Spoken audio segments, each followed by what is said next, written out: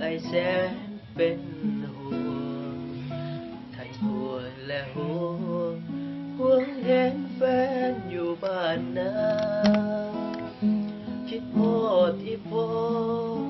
อีแม่ที่คอยจากลาคิดโพดทุ่งให้ทุ่งนาบ้านนี้สิเป็นจังใดคิดฮอดแห้งๆยามแลงเมื่ออยากกินข้าวกินแต่ข้าวเจ้าบ่คือข้าวเหนียวบ้านเฮา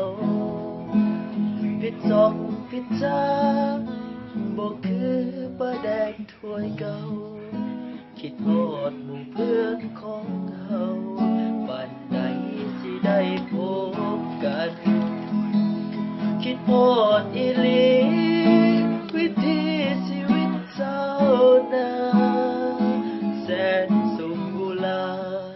เมื่อยามถึงเข้าหน้าฝนเสียงกบมันโหดังกงประสานเสียงเพลงเหมือนว่าบรรเลงเป็นเพลงของคนสาวนา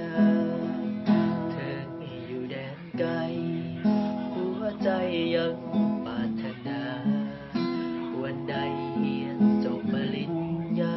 จะพัฒนาบ้านเมืองของเฮากลับไปหาพ่อหาแม่สองตายายเฒ่ากลับไปหาแฟนของเฮากินข้าวเหนียวเคี่ยวสาวสาวนาคิดฮอดอีหลีวิถีชีวิตสาวนาแสนสุขอุลาเมื่อยามถึงเข้าหน้าฝนเสียงกบมันโหดังกงประสานเสียงเพลงเหมือนว่าบรรเลงเป็นเพลงของคนสาวนาเธออยู่แดนไกลหัวใจยังปรารถนาวันใดเรียนจบปริญญาจะพัฒนาบ้านเมืองของเฮากลับไปหาพ่อหาแม่สองตายายเฒ่ากลับไปหาแฟนของเฮากินข้าวเหนียวเคี่ยวสาว